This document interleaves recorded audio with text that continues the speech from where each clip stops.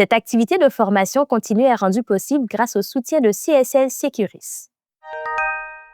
Dans cette balado-diffusion, Yen Nguyen, pharmacienne, répondra à vos questions.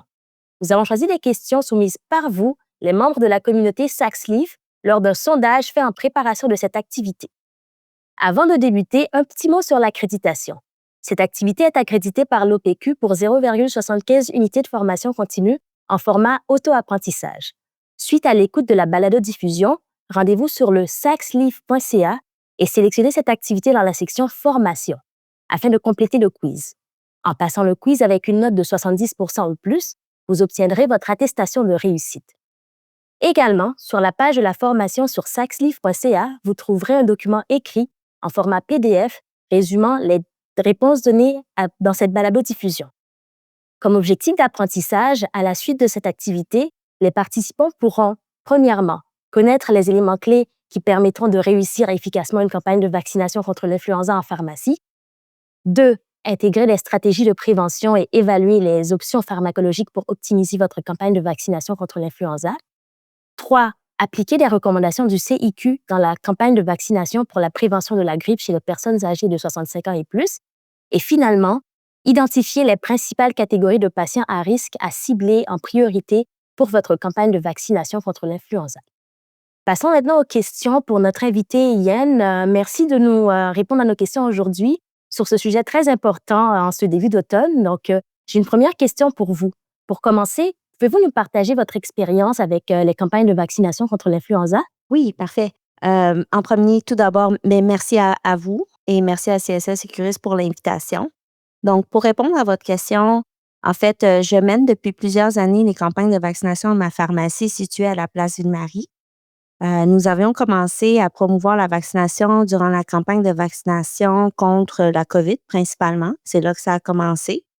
Comme nous sommes, la pharmacie est située près des tours de bureaux là, de professionnels beaucoup parce qu'on est au centre-ville. On a offert la vaccination à plusieurs professionnels qui travaillent aux alentours et des personnes âgées qui habitent dans les condos autour de la pharmacie. On a commencé par organiser des listes d'attente lorsque la vaccination devait être effectuée par catégorie de groupe d'âge. Si vous vous souvenez, là, dans le temps de la COVID, il y avait la priorisation par groupe d'âge et les populations vulnérables d'abord. C'est selon les recommandations de la santé publique concernant les catégories de personnes à prioriser. Donc, c'est comme ça que nous avons débuté notre expérience dans les campagnes de vaccination, surtout. Évidemment, s'en est suivi l'influenza, évidemment, par la suite. Donc, au cours des 5-6 dernières années, mon expérience avec la vaccination n'a été vraiment que positif, à mon avis. Je trouve que offrir la vaccination aux patients, c'est un service professionnel qui est très positif. Le petit 5-10 minutes que j'ai avec le patient me permet réellement de créer des belles relations de confiance, de discuter avec eux. Souvent, dans une salle fermée, ils sont capables de te poser des questions un petit peu plus personnelles, je vous dirais, ou de partager plus leurs inquiétudes que sur le bord du comptoir. Donc, j'ai réussi à tout d'abord répondre à leurs questions sur aussi les autres types de vaccins, sur conseiller des autres opportunités de vaccination comme lors de leur voyage ou santé voyage. Donc, personnellement, pour moi, ça a été que très positif, mis à part de quelques cas, évidemment. Là, on a toujours quelques cas exceptionnels, plus désagréables, mais en somme, pour moi, ça a été toujours une expérience très positive. Merci pour ce partage d'expérience. Je suis tout à fait d'accord avec vous. Quand on inclut la vaccination dans notre offre de service, c'est une valeur ajoutée, mais il faut vraiment que ça soit bien exécuté. Justement, la prochaine question, c'est, selon vous, c'est quoi les éléments essentiels pour bien réussir la campagne? Je pense que pour bien réussir une campagne de vaccination, il est essentiel d'avoir des ressources dédiées. Je pense que c'est la première chose, comme une équipe qui est bien formée, qui est à l'aise avec les tâches de vaccination, mais aussi à l'aise avec les tâches administratives, parce que ça joue une grande partie, comme nos techniciens, les pharmaciens, les caissières. C'est sûr, si vous avez un grand achalandage, ça demande que ce soit une équipe qui est encore plus solide. À notre pharmacie, on a habituellement 1 à 2 techniciens de laboratoire et de pharmaciens qui sont dédiés seulement à la chaîne de vaccination. Donc, qui ne sont pas dans la chaîne de distribution de médicaments lors des campagnes. L'organisation de la chaîne de travail devrait se faire sur une chaîne, comme je dis, vraiment séparée de la chaîne de distribution de médicaments pour que ce soit, selon moi, efficace, surtout dans une pharmacie qui est moyennement achalandée ou très achalandée. En somme, être bien organisé, avoir des ressources dédiées sont, selon moi, les 2 éléments clés pour réussir une campagne de vaccination. À notre pharmacie, on dédie des heures, des plages horaires spécifiques à la vaccination contre l'influenza. Comme cette année, ça sera 2 ou 3 jours entre 11 heures et 14 heures, donc 2 heures de l'après-midi à peu près. Puis durant ces heures, on a spécifiquement une équipe dédiée à la vaccination. Donc, nos techniciens vont imprimer la liste des rendez-vous en avance, par exemple, soit le matin même ou la veille. Ensuite, elles rendent des prescriptions d'immunisation en avance, les actes pour les patients qui ont confirmé leur rendez-vous. Et ainsi, lorsque le patient arrive, le dossier est prêt, le formulaire de vaccination est prêt à remplir et ça nous permet beaucoup de sauver du temps sur place et accélérer le processus administratif de la vaccination parce que tout ça demande beaucoup de coordination. Le pharmacien qui vaccine va arriver habituellement un peu d'avance, par exemple, pour préparer la quantité de vaccination, pour préparer sa salle de vaccination, l'équipement dont il a besoin, l'entrée des données dans le registre de vaccination. Donc, je pense que toutes ces étapes-là, non seulement ça prend des ressources, mais ça prend des ressources vraiment solides qui sont dédiées puis qui peuvent se concentrer sur les tâches. Selon moi, ce sont les éléments clés. OK, d'accord. Merci encore pour la réponse. Vous avez mis beaucoup d'emphase sur les ressources. Justement, j'ai une excellente question qui nous provient de RK de Sherbrooke. Elle se demandait combien de personnel supplémentaire, selon vous, c'est réaliste de prévoir pour une bonne campagne de vaccination? C'est ça, comme je disais tantôt, pour répondre à cette question, c'est vraiment très dépendant de l'achalandage de votre pharmacie. Combien d'heures vous dédiez à la campagne de vaccination, par exemple? Combien de journées vous dédiez? Est-ce que vous avez un achalandage qui est très élevé en termes de distribution de médicaments et à côté, vous avez la possibilité d'avoir des ressources séparées pour faire votre campagne de vaccination? À notre pharmacie, je vous dirais, un pharmacien vaccine environ une trentaine de personnes à l'intérieur de 3 heures. Comme je disais tantôt, si on dédie de 11 heures à 2 heures de l'après-midi, ça fait à peu près 3 heures, donc 10 personnes par heure de vaccination. Les vaccinations sont étalées aux environs de 5-6 minutes entre chaque patient et le pharmacien prend, durant ces heures, un petit 30 minutes pour dîner, puis il y a quelqu'un d'autre qui prend la relève, soit le propriétaire ou un autre pharmacien. Évidemment, si un autre pharmacien est disponible dans la distribution, ben on ne peut pas le déranger parce qu'il faudrait que la distribution continue, dans le fond. Normalement, chez nous, on a toujours un technicien dédié à l'accueil pour créer des dossiers, comme je disais tantôt, pour la vaccination, pour faire remplir les formulaires de vaccination avant que le patient rencontre le pharmacien dans la salle de vaccination. Le propriétaire, chez nous, il est très, très souvent, presque, je vous dirais, quasi présent, là, omniprésent durant les heures de vaccination pour répondre aux questions des patients, des inquiétudes, pour les aider avec des tâches administratives avant que le patient rentre dans la salle de vaccination. Donc, ça aide vraiment beaucoup. Et souvent, le propriétaire va remplacer le pharmacien qui va devoir aller dîner entre midi 30 là, pour faire avoir une pause, mais que la vaccination continue. Mais en toute sincérité, nous sommes une pharmacie qui est moyennement achalandée, donc on ne parle pas de 800 ou 500 prescriptions. Donc, c'est sûr que l'organisation peut être plus achalandée et plus demandant si vous êtes dans une pharmacie plus achalandée. Mais c'est ça, il faudrait voir à vos besoins. Est-ce que vous avez vraiment besoin de 2 techniciens, 2 pharmaciens qui vaccinent durant la campagne de vaccination? Donc, ce sont tous les éléments qui sont nécessaires à considérer. Mais je pense que mon exemple vous aide un peu à comprendre comment l'organisation est faite chez nous. Oui, en effet, c'est très clair. Certains pourront s'y inspirer, effectivement.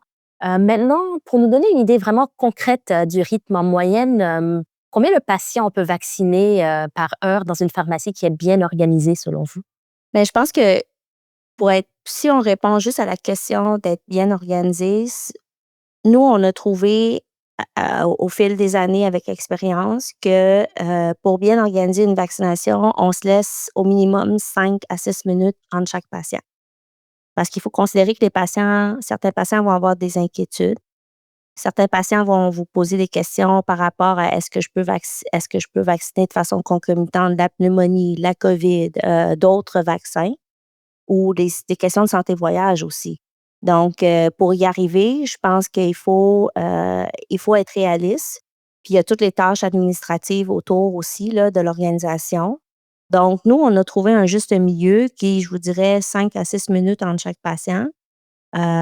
Puis c'est sûr que le côté de rentabilité, personnellement, je m'en occupe pas parce que c'est mon pharmacien propriétaire là, qui fait ce côté-là. Mais raisonnablement, ça fait plusieurs années là, qu'on fait à peu près 10 patients par heure. Et je dis 10, je suis très raisonnable en disant 10 parce que souvent, j'ai des patients qui vont arriver avec des conjoints qui n'ont pas été inscrits sur Clic Santé puis qui vont dire: «Ah, je peux-tu faire vacciner mon conjoint en même temps? On est tous les 2 là». Bien, souvent, je vais accommoder.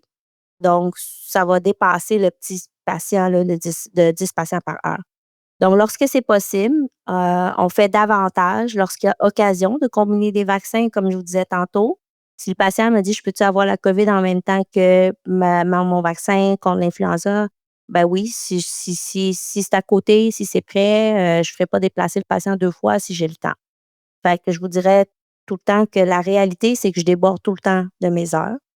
Hem, donc, quand on vérifie le registre de vaccination avant le vaccin contre l'influenza, je me permets aussi des fois de rappeler aux patients que: «Ah, mais tu sais, vous êtes dû pour votre vaccin de pneumonie, vous êtes dû pour tel vaccin. Il faudrait penser à reprendre un rendez-vous». Et souvent, ben, les patients vont dire: «Je peux-tu le faire en même temps?» par exemple, comme le tétanos, tu sais, plusieurs de ceux-là. Donc, lorsque ça se déroule bien, je vous dirais, et qu'on est en avance de l'horaire permis, je me permets de prendre des patients qui sont sur demande, des conjoints. Je me permets de faire tu sais, des doubles vaccinations. C'est bon de se donner un peu de temps entre chaque vaccin afin de bien évaluer le patient, de voir si un vaccin concomitant peut être administré, surtout chez nos personnes âgées de 65 ans et plus.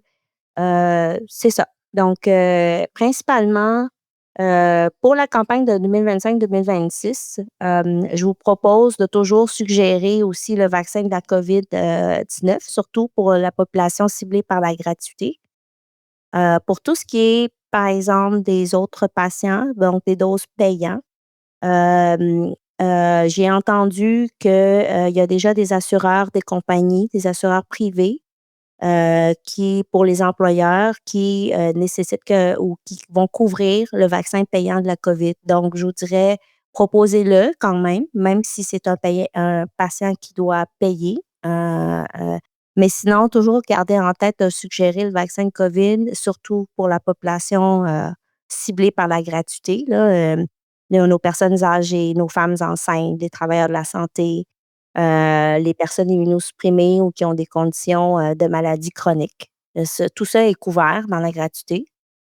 Il y a le tétanos aussi que je disais tantôt qu'il faut penser pour nos personnes, 50 ans et plus. Si aucune dose de rappel est nécessaire, si jamais la personne l'a eu à partir de l'âge de 40 ans, mais autrement, il serait éligible, donc à y penser aussi. Pour les patients qui voyagent aussi, par exemple, dans des régions plus éloignées, qui n'ont pas accès aux soins, c'est le vaccin de tétanos est donné dans ces cas-là aussi, gratuit. Si, si le tétanos a pas pu être donné dans les 5 ans et plus. Et il y a le vaccin contre le zona que j'ai pas parlé, dans la gratuité est visée pour les personnes de 75 ans et plus. Donc, toutes les choses que vous devez penser en même temps quand vous vérifiez les registres de vaccination ou quand le patient est devant vous. Donc, donnez-vous un peu de temps. C'est ce que je vous dis. Parfait, merci beaucoup pour ces précisions. J'ai justement une autre excellente question d'organisation qui nous provient cette fois-ci d'un participant anonyme.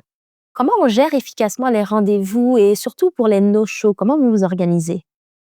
Donc, les personnes qui se présentent pas, par exemple, c'est ça? Exactement. OK. Donc, la prise de rendez-vous se fait chez nous uniquement par Clic Santé. Nous, on ne donne pas les rendez-vous aux patients personnellement. On l'a fait durant la COVID, puis ça a créé beaucoup de mélange, en fait. Donc nous, chez nous, c'est vraiment uniquement par Clic Santé, mais si vous avez un autre moyen de le faire, ça reviendra au même. C'est sûr, je dis non, mais on a parfois quelques exceptions où est-ce qu'on a des patients nos personnes âgées ou des patients qu'on connaît vraiment bien, autour, qui viennent chez nous pour la vaccination annuellement, chaque année, de façon religieuse. Et c'est sûr que ces patients-là, et nos personnes âgées, on priorise selon ce qui est recommandé par, la santé publique, bien sûr. Et on a des listes qu'on met, les noms de ces patients-là aussi, lorsque les plages ouvrent pour leur avertir: «Ah, les plages vont ouvrir, vous pouvez prendre un rendez-vous», par exemple. Donc, ce qu'on fait pour les personnes qui se présentent pas, hem, c'est que nos techniciens je vous explique du début, en fait. C'est que nos techniciens arrivent souvent la veille, ou le matin même. Elles vont imprimer la liste de prise de rendez-vous que vous pouvez imprimer à partir de Clic Santé. Les noms des patients sont inscrits, souvent leurs listes RAMQ sont inscrits, leur numéro de RAMQ, sur la plage horaire. Donc, ce qui va arriver, c'est que si on a le temps, et je vous dis pas qu'on le fait systématiquement tout le temps, mais on souvent dans ces rendez-vous, on va reconnaître les noms des patients et ces patients-là, ce qu'on fait, c'est qu'on rende leur acte de vaccination ou d'immunisation directement dans leur dossier déjà, mais sans réclamer. Parce qu'annuler une réclamation après, puis si on l'oublie, ce serait vraiment, beaucoup trop d'administration. Donc on vérifie et on s'assure que cette liste-là, elle est à jour et parfois on va appeler le patient et on va créer des dossiers, mais souvent on ne va pas créer un nouveau patient dans le système. On va simplement, rentrer les ordonnances d'avance. Pour les no-shows, ce qu'on fait, comme vous dites, ceux qui ne se présentent pas, Heu, on arrive souvent, nous, à obtenir des patients sur place. Comme je vous disais tantôt, j'ai souvent des patients qui vont arriver avec leur conjoint ou un professionnel dans une tour de bureau pas loin qui va arriver avec son collègue. Il va dire: «Ah, j'ai pas pris rendez-vous, mais je peux-tu?» Fait que souvent, quand on arrive avec un no-show, on garde le nom de ces gens-là, puis comme ils travaillent dans les tours de bureau vraiment pas loin, on les appelle, puis ils descendent. C'est vraiment très, pour nous, c'est efficace de cette manière-là parce que l'environnement à laquelle on est, on arrive toujours à remplir nos trous, en fin de quart ou même qu'on a des employés dans le magasin à laquelle ils veulent être vaccinés, mais ils sont pas nécessairement dans le Clic Santé, mais qu'on va venir puis on va leur dire: «OK, ben là, j'ai une place parce que quelqu'un s'est pas pointé. Viens-t'en, je vais te vacciner». Fait qu'on arrive à vraiment gérer les no-shows de cette manière-là. Puis je vous dirais que dans les 5 à 6 dernières années que j'ai vacciné moi-même, j'ai presque jamais eu de trou réel dans mon horaire. C'est même l'inverse, je déborde tout le temps de mon horaire. J'ai rarement eu des journées où est-ce que j'ai vraiment réussi à finir à l'heure. Je finis toujours plus tard. J'arrive toujours plus tard pour chercher mes enfants à l'école. Donc, je vous dirais que c'est vraiment possible, les no-shows, mais si vous voulez vraiment gérer les no-shows, c'est si vous avez votre liste de rendez-vous, heu, demandez au technicien, par exemple, 1 heure, 2 heures avant la vaccination, d'appeler les patients dont lequel vous êtes pas certain qu'ils vont se pointer. Si c'est un patient que vous connaissez, c'est sûr que vous savez qu'il va se pointer, appelez-le pas, perdez pas votre temps, mais si c'est un nouveau patient, des fois, moi, je prends la peine, le technicien prend la peine d'appeler avant pour s'assurer.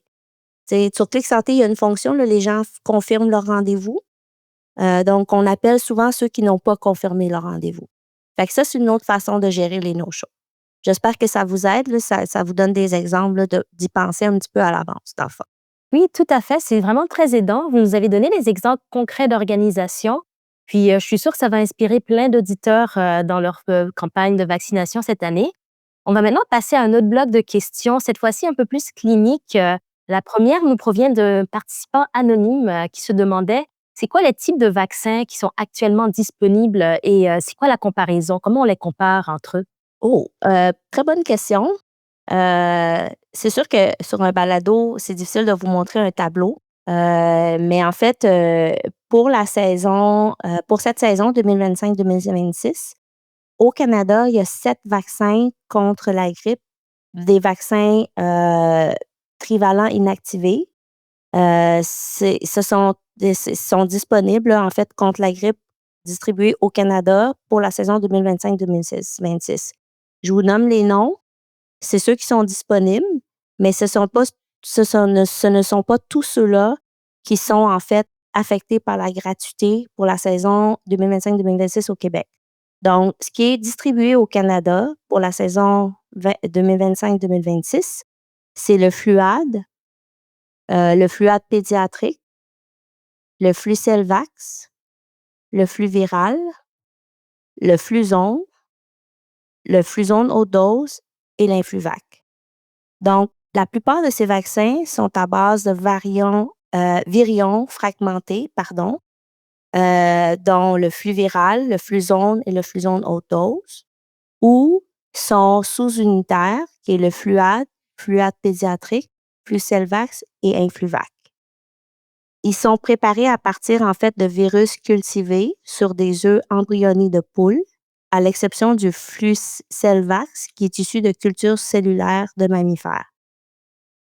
Les vaccins qui sont trivalents renferment des antigènes représentant 2 virus de type A et un virus de type B.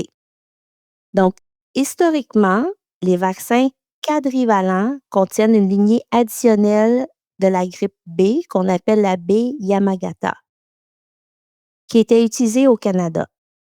Mais puisque cette lignée n'a pas circulé dans le monde depuis mars 2020, elle ne fait plus partie des recommandations émises par l'OMS dans la composition des vaccins antigrippaux. Donc, principalement cette année, on va voir des vaccins trivalents seulement et pas de quadrivalents pour ces raisons-là. Donc, ça, c'est ce que je viens de vous expliquer, c'est au Canada. Qu'est-ce qui se passe au Québec? Pour la saison 2025-2026, ce qui a été communiqué en lien avec la campagne de vaccination contre l'influenza, c'est que l'immunisation contre l'influenza sera accessible gratuitement à toute la population âgée de 6 mois et plus, alors que la COVID sera offerte uniquement pour une population qui est ciblée, qui est indiquée dans le PIC, dans le fond, le Programme québécois d'immunisation. Donc, la clientèle, principalement, les vaccins qui vont être disponibles pour la clientèle, c'est le Fluviral, qui est un vaccin trivalent pour personnes de 6 mois et plus. Le Fluzone, encore une fois, un vaccin trivalent, 6 mois et plus, pour population 6 mois et plus. Le Flumist, qui est un vaporisateur que vous connaissez, qui va être disponible pour les personnes de 2 ans à 17 ans, donc plus notre clientèle pédiatrique et adolescent. Et on va avoir le Fluad, qui est un trivalent adjuvanté en dose unique, qui, celui-ci, est homologué, c'est-à-dire qui a été approuvé par Santé Canada pour les personnes adultes de 65 ans et plus. Mais selon le PIC, ce qui est recommandé, c'est d'administrer le Fluad, de préférence chez les personnes de 75 ans et plus atteintes d'une maladie chronique. Donc, c'est vraiment pour des raisons logistiques.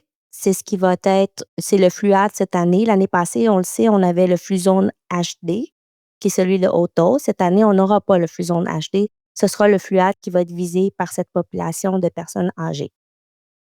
Évidemment, au Québec, ce que la santé publique demande, c'est qu'on cible d'abord, même si la gratuité est visée pour toute la population de 6 mois et plus, ce qu'on nous demande, c'est vraiment de vacciner de façon plus prioritaire notre clientèle ciblée en priorité. C'est qui la clientèle ciblée? C'est nos résidents âgés de 65 ans et plus en CHSLD ou en RPA, nos personnes à risque élevé de complications, donc asthmatiques, cirrhose, personnes diabétiques, obésité.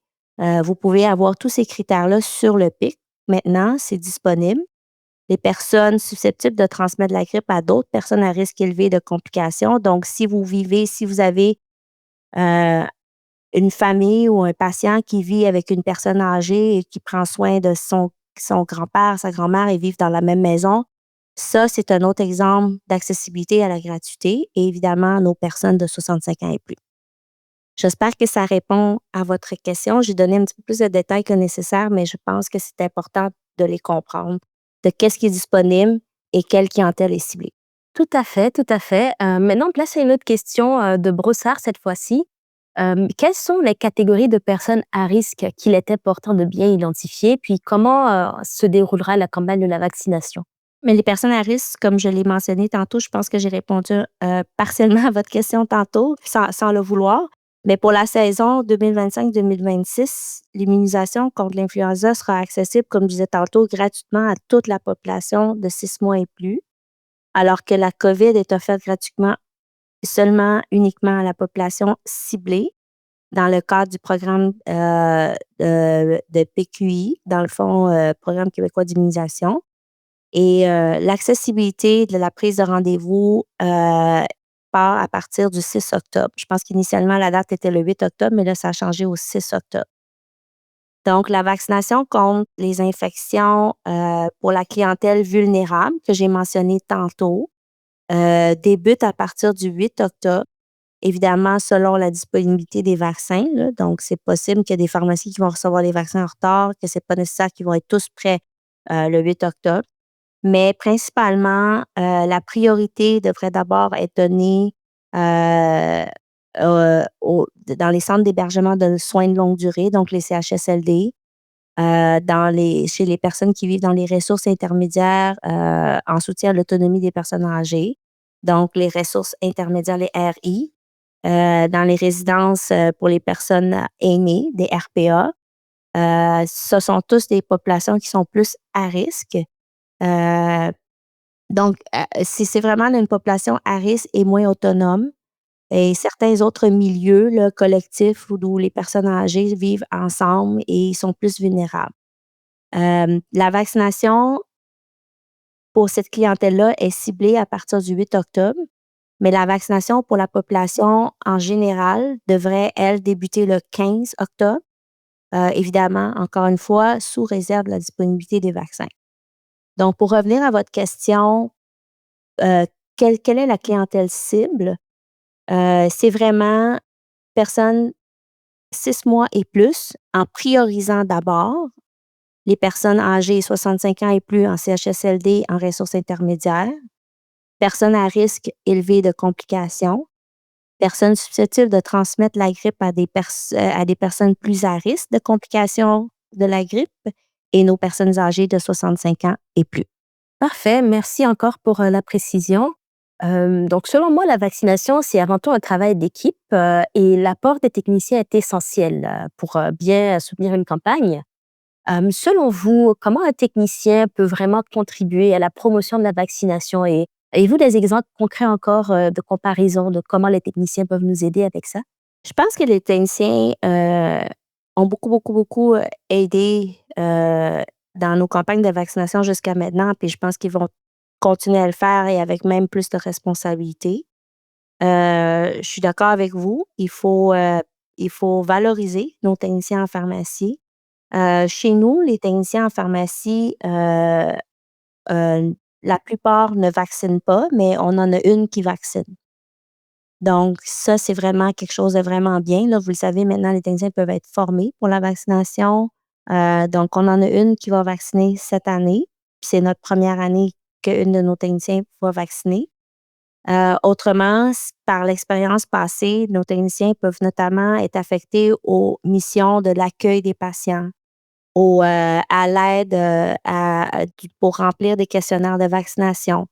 Elles aident beaucoup pour les tâches administratives, comme je l'ai mentionné plus tôt, de la sortie administrative des tâches qui permet de bien identifier les patients à risque et à prioriser aussi. Donc toute la préparation chez nous, beaucoup, beaucoup est fait, par nos techniciens et même post-vaccination, parfois, si j'ai pas le temps, c'est mes techniciennes qui vont rentrer, les informations, qui vont m'aider à rentrer les informations dans le registre de vaccination, par exemple. Souvent, je réussis à le faire, mais mes techniciennes arrivent à m'aider lorsque je manque de temps. Donc, je pense que pour bien faire la promotion de la vaccination, selon moi, c'est important que nos techniciennes et nos techniciens soient impliqués puisque souvent, mais les techniciennes reconnaissent les patients qui sont plus vulnérables aussi. Votre clientèle, passe souvent par nos techniciens et techniciennes. Ils reconnaissent les patients réguliers, les patients à prioriser pour offrir une place prioritaire. Donc, je pense que les techniciennes nous aident beaucoup, amènent beaucoup de valeur ajoutée à ce point-là. Souvent, le lien de confiance entre les techniciens et les patients sont déjà établis au-delà même du pharmacien. Alors, ça devient une façon de bien faciliter et d'identifier les patients. Les techniciennes peuvent les contacter en avance pour annoncer la campagne lorsque le patient appelle pour renouveler un médicament, par exemple. C'est une façon de glisser un mot sur la campagne de vaccination qui va débuter le 15 octobre s'il désire prendre un rendez-vous, par exemple, sur Clic Santé. Lors des journées de vaccination, nos techniciens et techniciennes en pharmacie peuvent vraiment être divisés sur les tâches entre l'accueil des patients, le remplissage des formulaires de vaccination, l'entrée des données dans les dossiers des patients. Donc, comme je disais tantôt, chez nous, la veille de la journée de vaccination ou le matin en arrivant, on a toujours un ou une technicienne en pharmacie qui se charge de créer les dossiers, rentrer l'acte d'immunisation, faire l'entrée des prescriptions de vaccination, mais toutefois sans facturer. Comme je vous disais, on facture seulement si le patient se présente. Et on réclame les prescriptions si le patient vraiment se présente. Autrement, les données sont soit effacées ou simplement laissées en attente pour être effacées à la fin de la journée ou désactivées. À la suite de vaccination, souvent, on va garder les formulaires de vaccination pour faire l'entrée des données, les scanner au dossier. Donc, nos techniciens et techniciennes nous aident beaucoup pour toutes ces tâches-là. Si le pharmacien n'a pas le temps de le faire durant ces heures de vaccination. Donc, je pense que c'est vraiment une valeur ajoutée d'avoir la présence et de pouvoir collaborer et travailler en équipe avec nos techniciens et techniciennes. Parfait, merci. Vous avez beaucoup parlé de promotion de la vaccination. Justement, lorsqu'on fait la promotion de la vaccination, il peut arriver qu'on tombe sur des patients qui sont hésitants. Pouvez-vous nous donner un exemple concret d'entrevue motivationnelle qu'on peut réaliser en 5 minutes en pharmacie? J'aurais pas, pour être honnête avec vous, euh, j'aurais pas d'exemple réellement concret, comme j'ai pas une formule. Ce que je veux dire par là, c'est que j'ai pas une formule automatisée ou que je vais dire à tout le monde. Parce que je pense que pour motiver un patient qui a des hésitations, c'est d'avoir des réponses justes et de rassurer les inquiétudes du patient à ce sujet pour créer ou maintenir une relation de confiance avec le patient. Donc, chaque cas va être très personnalisé et très différent.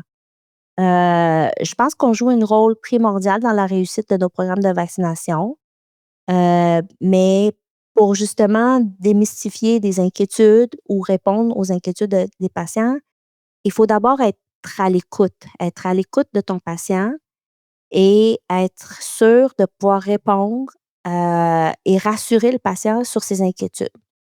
Donc, en général, c'est difficile de donner un cadre précis pour une entrevue motivationnelle, puisque chaque cas est différent et chaque personne possède des raisons uniques de démontrer des craintes face à la vaccination. Mais en général, je peux vous dire que pour vraiment bien aborder la vaccination avec la personne à vacciner, le vaccinateur, la personne qui vaccine, le pharmacien ou le technicien, doit en tout et d'abord écouter les inquiétudes, les craintes des patients, répondre aux questions de façon honnête, transparente, et surtout utiliser un langage qui est accessible, adapté à ton patient, garder une attitude d'ouverture, tu sais, prêt à écouter le patient pour créer justement cette relation de confiance, créer ce sentiment d'appartenance. OK, je me sens plus confortable avec l'information que vous me donnez. Peut-être que le patient va décider de pas se faire vacciner aujourd'hui, mais votre attitude et votre façon de l'écouter et votre façon de lui donner l'information va l'aider à réfléchir plus tard à la maison. C'est surtout offrir aussi des informations qui sont justes, qui sont réelles, qui permet de rassurer le patient sur la vaccination, à partir des connaissances, à partir, des parents qui sont inquiets pour les enfants, par exemple. Vous pouvez aussi accompagner vos informations par des informations écrites, par exemple, des pamphlets, ou des informations que vous pouvez référer aux patients d'aller voir, des ressources internet, ou même démystifier les fausses informations si vous savez s'il y a des fausses informations qui circulent puis le patient vous en parle. Je pense que en tout et tout, pour moi, c'est vraiment, chaque cas est unique. L'entrevue motivationnelle, c'est vraiment pour moi basé sur une écoute empathique, ne pas argumenter, nécessairement avec le patient, créer cette relation de confiance, rassurer la personne, puis à la fin, rester disponible et ouvert et respectueux envers ses inquiétudes, puis pas essayer nécessairement de convaincre la personne, mais d'avoir une attitude plutôt compréhensive par rapport aux craintes. Donc, selon moi, c'est vraiment les éléments qui vont aider à avoir justement cette entrevue motivationnelle et qui va aider à faire basculer la décision du patient. Oui, c'est excellent comme point de vue, ça. C'est certainement une bonne approche pour nos patients qui sont hésitants. On arrive déjà vers la fin du balado. On a une dernière question cette fois-ci qui nous provient de Saint-Bruno. C'est Yves. Yves se demande, est-ce que c'est pertinent d'offrir la vaccination pendant les mois d'été aux patients, la vaccination contre l'influenza? Très bonne question, Yves. Je vous dirais, on peut vacciner gratuitement les voyageurs qui présentent l'une des conditions à risque, qui se rencontrent dans une région, où le virus de l'influenza circule, par exemple les régions des tropiques, à l'année, l'hémisphère sud, qui présente beaucoup, de risques entre avril et septembre. Le risque d'exposition à l'influenza varie selon le pays et la saison. Donc, c'est à considérer. L'information est souvent disponible sur le site de l'INSPQ là, que vous pouvez aller consulter. Dans les régions tropicales, je vous dirais, c'est en toute honnêteté, là, c'est entre 23 degrés de latitude nord et 23 degrés de latitude sud. Là. Très difficile à percevoir sur une carte géographique c'est quoi ces régions-là, mais l'information est disponible sur l'INSPQ. Le risque, en fait, dans les régions tropicales, sont présents toute l'année. Donc, à considérer. Dans les pays tempérés de l'hémisphère sud, le risque est généralement, comme je disais tantôt, présent entre avril et septembre. Et nous, dans l'hémisphère nord, les pays tempérés de l'hémisphère nord, les risques sont entre novembre et mars. Les autres régions de voyage que vous devez considérer aussi, ce sont les croisières. Les croisières présentent un risque particulièrement en regard à l'influenza si le patient part en croisière en raison de la présence de nombreuses personnes dans un espace qui est relativement restreint pendant plusieurs jours. Donc, le risque de transmission de l'influenza, il est présent à l'année dans les croisières puisque les personnes proviennent de plusieurs différentes hémisphères qui vont occuper une place restreinte pendant plusieurs jours ensemble. Donc, important de considérer si le patient dit qu'il part en voyage sur une croisière. Il n'existe pas de données, je vous dirais, pour répondre à la question de Yves. Il n'existe aucune donnée concernant les bienfaits de revacciner aux 6 mois des voyageurs qui ont été vaccinés à l'automne ou à l'hiver précédent.